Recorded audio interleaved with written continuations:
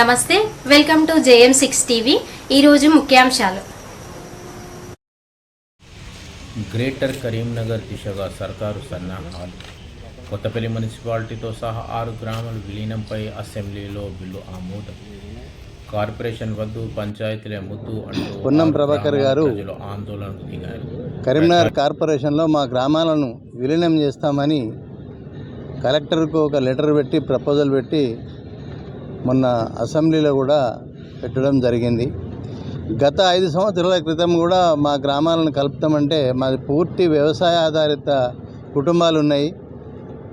700 నుంచి 800 మంది ఉపాధి హామీ కూలీలు ఉన్నారు.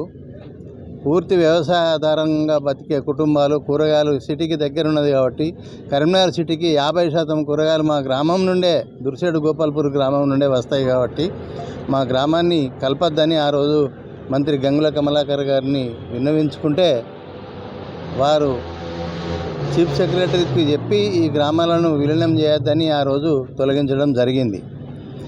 కానీ ఈరోజు ఎందుకో మరి పొన్నం ప్రభాకర్ ఈ పల్లెటూర్ల మీద ఇంత పగబట్టి ఈ గ్రామాలను విలీనం చేస్తుండు. దయచేసి ప్రభాకర్ గారు, మీరు మంచి పనులు చేయండి. ఉపాధి హామీ కూలీల పొట్టగొట్టకండి, రైతుల పొట్టగొట్టకండి. ఎందుకంటే కరీంనగర్ సిటీకి మీరు తినే కూరగాయలు 50% మా గ్రామం నుండే సప్లై చేస్తున్నాము. ఇవాళ కార్పొరేషన్లో కలిపితే పెద్ద పెద్ద ఇండస్ట్రీలు వాళ్ళు వీళ్ళు వచ్చి మా భూములు కొనుక్కొని మమ్మల్ని రోడ్డు మీద ఆగమం చేసే పరిస్థితి ఉంటుంది. కాబట్టి కొంచెం కనికరించి మా దుర్సేడు గోపాల్పూర్ గ్రామాలను విలీనం చేయకుండా మీరు ఆ యొక్క జీవోను వెనుకకు తీసుకొని మిగతా మీకు అందుబాటులో ఉన్న గ్రామాలను కలుపుకోండి. కానీ మాది 7 కిలోమీటర్ల దూరం ఉంటుంది కరీంనగర్కు. అటువంటి గ్రామాలను మీరు కలిపి మా పొట్టగొట్టకుండాని మేము మీకు విన్నవించుకుంటున్నాం. నా పేరు మంద రాజమల్లు, గోపాల్పూర్ గ్రామము, దుర్సేడ్ మాజీ ఫ్యాక్స్ చైర్మన్.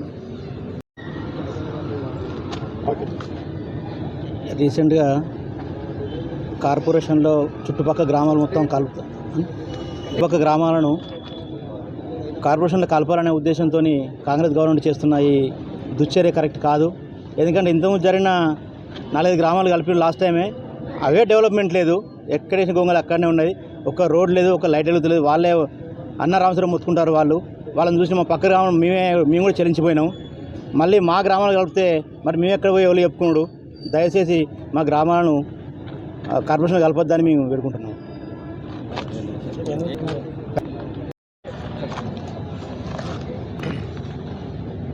గతంలో కూడా టీఆర్ఎస్ ప్రభుత్వం ఉన్నప్పుడు మరి మా గ్రామాలను విలీనం చేయడానికి ప్రయత్నం చేస్తే మరి అప్పుడు ప్రజా వ్యతిరేకత దృష్టిలో ఉంచుకొని అప్పటి ప్రభుత్వం మరి గ్రామాలను మినహాయింపు ఇవ్వడం జరిగింది.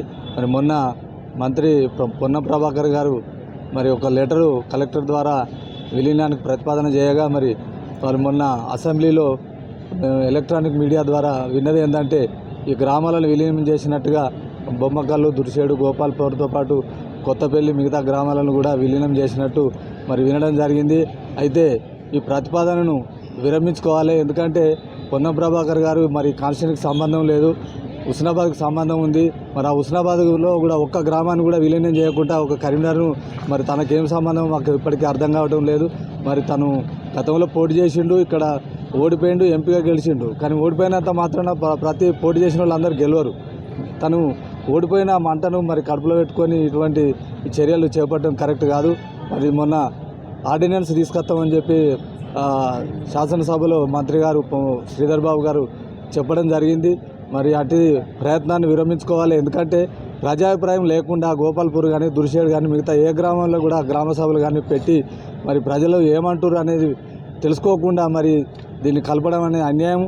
మరి అలాగే మున్సిపాలిటీ కార్పొరేషన్లో కూడా మరి దీని మీద చర్చ జరగలేదు. వారు కూడా దీని గురించి చర్చించి తీసుకోవడానికి కూడా మరి ఎలాంటి చర్చ జరగనప్పుడు మరి బలవంతంగా తన ఇంట్రెస్ట్ ఏందో మరి మాకు అర్థం కావడం లేదు. అటు ప్రతిపాదనను గౌరవ ముఖ్యమంత్రి గారు మరి పునఃపరిశీలించి ఇటు ఆర్డినెన్స్ ఉపసంహరించుకొని మాకు న్యాయం చేయాలని చెప్పి డిమాండ్ చేస్తున్నాం. ముఖ్యంగా మా గ్రామాలు ఉపాధి హామీ పథకంలో చాలామంది 904 మంది ఉపాధి హామీ కూలీలు ఉన్నారు. అందులో 700 మంది రెగ్యులర్గా 100 రోజులు పని పూర్తి చేసుకునే వాళ్ళు ఉంటారు.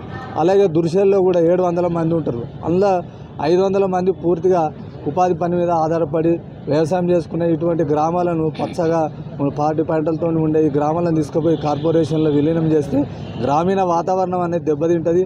దయచేసి మరి రాష్ట్ర మంత్రి గారు మరి ముఖ్యమంత్రి గారు మా గ్రామాల పట్ల సానుకూలంగా స్పందించి మినహాయింపు ఇవ్వాలని కోరుకుంటున్నాం. మళ్ళా గతంలో కూడా టీఆర్ఎస్ ప్రభుత్వం ఉన్నప్పుడు మరి మా గ్రామాలను విలీనం చేయడానికి ప్రయత్నం చేస్తే మరి అప్పుడు ప్రజా వ్యతిరేకత దృష్టిలో ఉంచుకొని అప్పటి ప్రభుత్వం మరి గ్రామాలను మినహాయింపు ఇవ్వడం జరిగింది. మరి మొన్న మంత్రి పొన్నం ప్రభాకర్ గారు మరి ఒక లెటరు కలెక్టర్ ద్వారా విలీనానికి ప్రతిపాదన చేయగా మరి వాళ్ళు మొన్న అసెంబ్లీలో ఎలక్ట్రానిక్ మీడియా ద్వారా విన్నది ఏంటంటే ఈ గ్రామాలను విలీనం చేసినట్టుగా బొమ్మకల్లు, దుర్సేడు, గోపాల్పూర్తో పాటు కొత్తపల్లి మిగతా గ్రామాలను కూడా విలీనం చేసినట్టు మరి వినడం జరిగింది. అయితే ఈ ప్రతిపాదనను విరమించుకోవాలి. ఎందుకంటే పొన్నం ప్రభాకర్ గారు మరి కాన్స్టిట్యూన్సీకి సంబంధం లేదు, హుస్నాబాద్కి సంబంధం ఉంది. మరి ఆ హుస్నాబాద్లో కూడా ఒక్క గ్రామాన్ని కూడా విలీనం చేయకుండా ఒక కరీంనగర్ను మరి తనకేం సంబంధం మాకు ఇప్పటికీ అర్థం కావడం లేదు. మరి తను గతంలో పోటీ చేసిండు, ఇక్కడ ఓడిపోయిండు, ఎంపీగా గెలిచిండు. కానీ ఓడిపోయినంత మాత్రాన ప్రతి పోటీ చేసిన వాళ్ళందరూ గెలవరు.